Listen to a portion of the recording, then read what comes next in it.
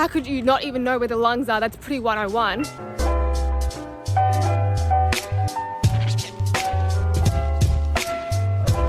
What a bloody beautiful day to be alive. I feel so happy this morning. The weather's great. I had such a good study-free weekend this weekend. I did no uni work and I did no YouTube, and it was just great. I feel so refreshed now. All last week we couldn't go to the gym because of the lockdowns, but now I can go back to the gym. So it's much easier for me to keep a routine when I'm going to the gym, because I kind of lost it last week and I'm trying to get back into it now. This morning I've got my Venepuncture class in the lab, so we're going to be doing it on fake arms. The labs so far have been really fun, so I am actually excited to learn it in the simulation. I think I'll be very scared in real life. I am basically itching to sit down with my planner and my timetable to see what I've got on this week, because normally I do that on the weekend, but I just didn't even touch my stuff.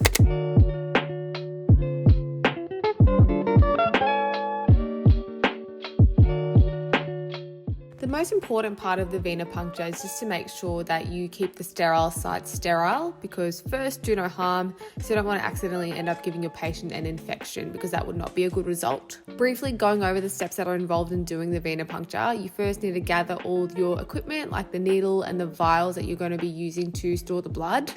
Then you apply the tourniquet and then touch the person's vein so you know where it is, so you know where to insert the needle. And then you get the needle and you insert it at between 15 and 30 degrees to the person's skin and just a couple of centimeters in. Then you get the vials that you've already organized, and you have to insert them in a certain order, because some of the vials contain liquids that will contaminate the next vial along. The test tube is attached to a vacuum, so that's how the blood gets drawn in. So you don't have to do anything, it just gets sucked up on its own.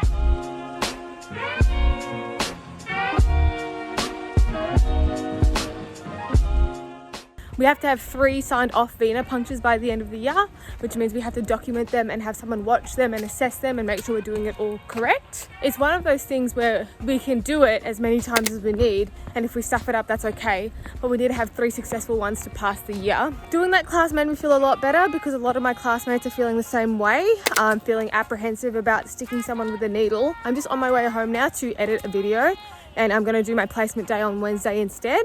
I'm going to try to smash this video out between now 11 o'clock and 4 p.m, which is unheard of for me, but I'm really going to try, because I've got a lecture at 4 and then I'm having dinner with a friend later tonight. If I can get that all done today, I'll be really pleased with myself. Good girl, Billy. Oh, good girl, my tiny angel. Dang, I did not get to finish my editing before this lecture. I did not even come close. Today's lecture, here we go. It's about our long case assessment. I'm a bit concerned after having that long case lecture, because it just feels so far beyond where I am now in competency, and I just don't see where I'm going to be learning all of this information.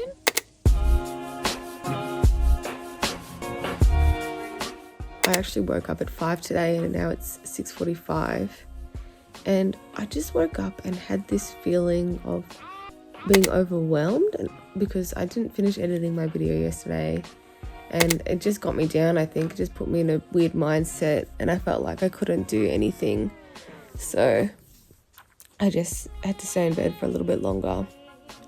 But I think I'm going to get up now, because this is very unproductive and it's not really making me feel any better.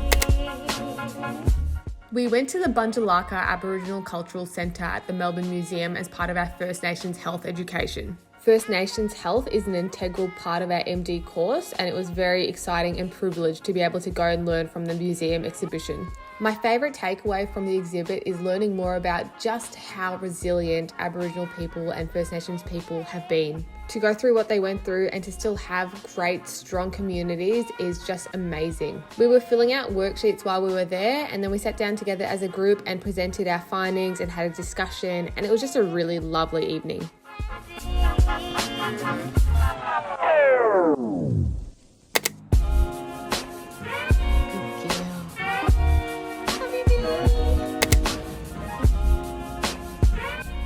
Today's tute was about boundaries, so we talked about what we would do in instances of sexual harassment, whether it's from the patient or from another staff member, and what we can do about that. We also talked about what information we should share with the patient and what not to share. So for example, we discussed, should you give your phone number to a patient? What kind of information about your personal life is okay to share with your patient? And what would constitute as oversharing and not professional as well. Had a good morning on the ward round today where we didn't actually go on the ward round. The resident that we were with told us to go down to one of the patients downstairs who'd just been admitted. We chatted to the person for an hour who had abdominal pain, and then they also had a history of irritable bowel disease. So we just discussed that and all the medications that they were on and what this current flare-up felt like. And then I had to do the exam on them. So I was doing a gastrointestinal exam, which is basically just touching around the abdomen, seeing if you can feel any organs or if the person is in any pain. I actually felt really bad doing the exam on them because they were wincing in pain, and I just felt really mean and horrible doing it. So I did it very lightly because I didn't want to cause them any extra pain. I'm currently on my way to the phlebotomist to book my first practicing of the Venepuncture. I'm pretty scared because I was hoping to do it in pairs, but apparently they book you in separately. So yeah, I'm a bit nervous of going down by myself. Even just going down there is making me feel a bit sick. But I need to just go down there and book it and get it out of the way, because if everyone's talking about how they've already completed it and I'm the only one who hasn't done it, I know that's going to make me feel way more nervous.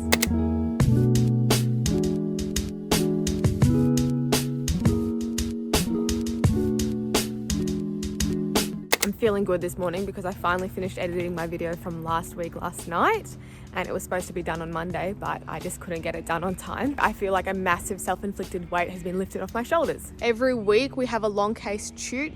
So we have 2 people presenting a long case every week to the tutor, and then we can get feedback and stuff. So it's starting to feel a lot more manageable, because if we do that for an hour every week with a tutor, then I'm sure by the time exams roll around, we'll be pretty damn good at it. I think I haven't had enough bookwork time lately. I think I've been spending too much time on the wards. So I need to get into the library and actually do some studying and go over my lectures, because I feel like I'm missing something. I made a checklist of things that I want to do today, and on that list is I need to find someone for this program we have called our patient partner program. And what that means is that we have to stalk out a patient and then ask them if we can follow them around for the year and come to their various doctor's appointments. So say, for example, they have a physio appointment and then they have some in-home care. We're supposed to ask if we can come along to those things with them to see what it's like to be a patient managing a chronic illness. I'm someone who doesn't like leaving stuff to the last minute, so the more stuff I have done in advance, the more comfortable and confident I feel. I always have a Berocca and a coffee before I go to the gym. I don't think the Berocca vitamins do anything, but I enjoy having the full glass of water. I feel like that really does make a difference. I'm on my way to the hospital now to have my placement day. I'm actually feeling a bit nervous because I need to put together a long case to present to the class next week. And I tried to do one yesterday, and granted it got cut short because the patient had to go off to an appointment, but I felt really nervous when I was doing it. And when I was trying to collate the information later, I just felt like I wasn't doing a very good job and I felt really uncomfortable. So I want to try to re-find the same patient today so I can continue on with her, or try to find another patient. But I'm actually really struggling with it and I feel afraid to even get started. I suppose in a way it's sort of similar to when I started YouTube, because posting that first video was so hard and I found it really terrifying, but hopefully it'll improve from there. Once I've done one long case, it'll feel a lot better. The part that I'm finding really difficult is organizing my notes on the paper. So your patient, who's a real human being, doesn't give you the information that you need in the order that you need to present it. So it's about writing the correct information in the right locations. You have to be listening to the patient and recognizing what information they're giving you and putting it in the right sections in your piece of paper where you're trying to organize your thoughts. What I found really difficult about the long case that I tried to do yesterday was that the patient was speaking, and as I was trying to think about where I was going to put the information, she continued to speak, as you do, and that really confused me because I was like, oh my god, I haven't been listening, because I was trying to organize my piece of paper. I got a template from another student who got their template from someone in the year above us, and I tried to use that, but they have their own acronyms that they use, so it was hard for me to find the right sections to put the information. So I think I'm going to try to make my own template that's more suited to me, so that I know where everything is and I won't spend as much time trying to find the correct locations. What also makes the long case confusing is that you have the patient with their main issue, but then they also have a few other active problems, and you have to make a full history of their current issue. So like when they got it, how they found out they got it, how they're managing it, how it came on. And then you also have to do that for the rest of their co-issues as well. And so once you've got a patient with 4 or 5 things, it can get very cluttered in my mind. I watched one of my classmates do it the other day, and she actually did a super good job. And I think that trying to live up to her standard is stressing me out a bit because she was just so good at it, and I feel like I'm not that good at it yet. I recognize that that's a really bad attitude to have. We all have our own independent strengths, and I can't focus on comparison because that just is going to make me miserable. Yesterday we had a tute with our clinical skills tutor. So this is the lady who's going to show us how to do the physical exams on people using the stethoscope, all of that stuff. And it was actually such a good class. I'm so grateful for it. So far, how the exams have been taught to us has been described as learning how to do a dance. Like, we learn the steps and we don't actually know what we're looking for very well, or we haven't seen it before. But yesterday our teacher found a patient who had the signs and symptoms that we were looking for, and then we did the exam on them, and we had to say to her what we found. The patient we saw was a RESP patient, so they had a lung issue, and so we were doing the respiratory exam on them, and I was the first person to go. And there's this thing that you have to do is where you listen to the back and listen to the breathing, like you would have done that when you went to the doctor for a cold or whatever. And I'm listening to the back, and then we have to do this thing where we tap on the back, and then we have to make them say 99 out loud as we're listening.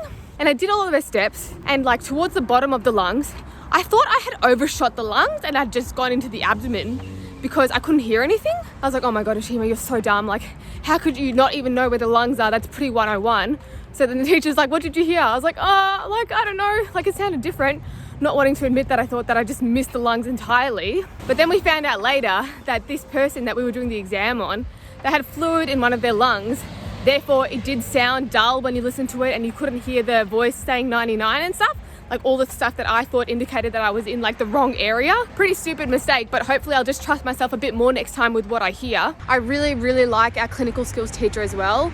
She's really smart, she's really nice, she really pushes us to learn more. But at the same time, I'm happy to ask her dumb questions, and she never makes me feel uncomfortable for asking the dumb questions that I need to ask. So that's been awesome. Today's my last day on the surge team. From next week, we're on general medicine. I'm actually not even sure what encompasses general medicine, but I will tell you next week.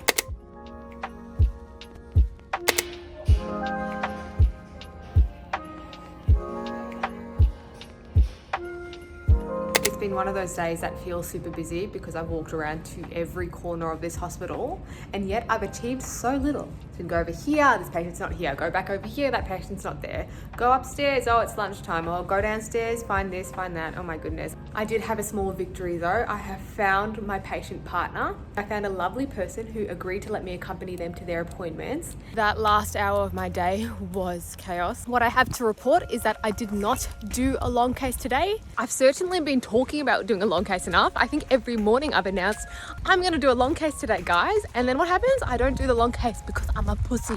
So I tried to do a long case this morning, and I got a few names of good patients from my colleagues and the other MD4s. And then I went to the bed and they weren't there.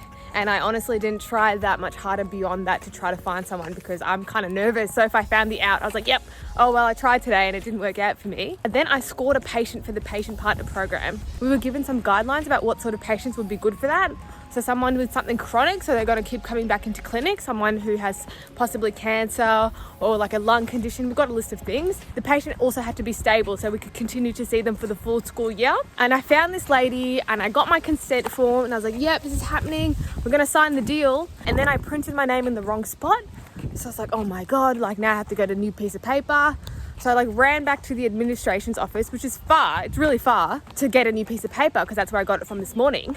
And then when I got there was no forms. It's like, that's fine, I'll just ask the lovely admin ladies, they're super nice. And then I went to ask the lovely admin ladies and they weren't there because they were gone home. So then I went to the library to try to print it off, and then I logged onto a computer, added a printer to the system or some shit like that, did some IT stuff that's far beyond my regular knowledge base. And I click print, I go to the printer, I get my library card out, I scan my card, and then I realize that I don't have any money on this card because I've never used it before. I then realize that I don't have my wallet. My wallet's in my locker. So at this point, I'm like, oh my God, like I have to go back to my locker to get money, to put on this card, to print this thing, to go back to the patient, to get her to sign it, blah, blah, blah. Like it was just so hard. And then the librarian comes up to me. She's like, hey, excuse me, are you okay? I was like, yeah, I'm fine. Why do you ask? And she was like, oh, you just looked a bit, and then she stopped. But I think the word she was looking for was batshit insane because that's how I was looking, which is pretty embarrassing. I didn't even realize how visible my frustrations were at that point.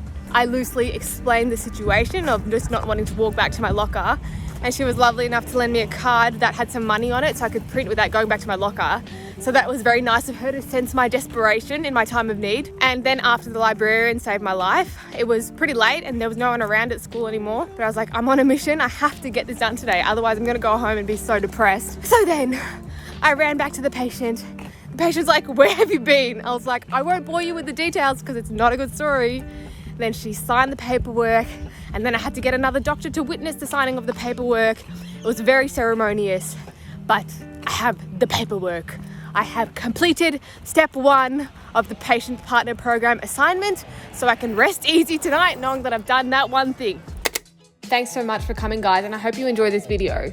If you did, it would be awesome if you can like, comment, and subscribe, as it really helps me with the YouTube algorithm, and I will see you next week.